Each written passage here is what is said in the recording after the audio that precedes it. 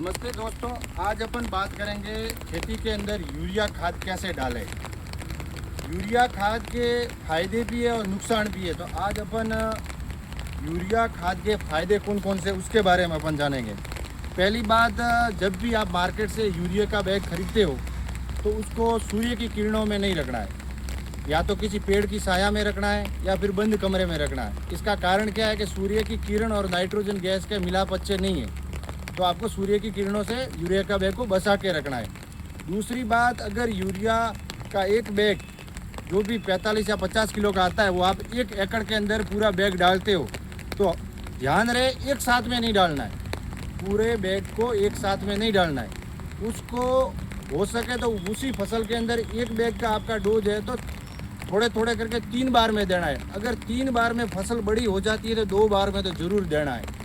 एक साथ पूरा यूरिया का बैग खेत के अंदर नहीं डालना। इसका कारण क्या है, देखो यूरिया है वो अपने खेत के अंदर 12 से 15 दिन तक काम करता है।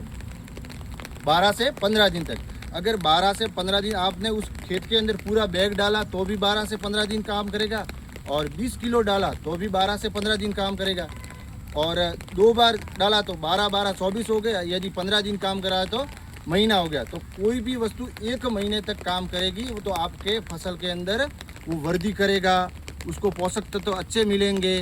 तो मेरे कहने का मतलब है कि यूरिया खाद है वो दो बार आपको डालना है। दूसरी मैं बात करूँगा कि यूरिया खाद कब डालना है फसल के अंदर।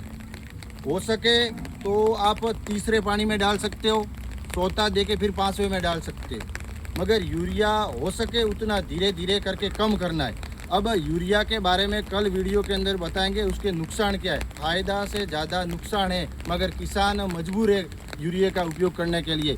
यूरिया उपयोग के लिए पहली बात तो अगर अपने खेत के अंदर पीली फसल है और उसके अंदर अपने यूरिया का छिड़काव कर लिया तो वो फसल है वो ब्लैक हो जाएगी और उस फसल के अंदर वृद्धि आपको दिखाई देगी। इस कारण से किसान है वो यूरिया का खाद का उपयोग करता है। जय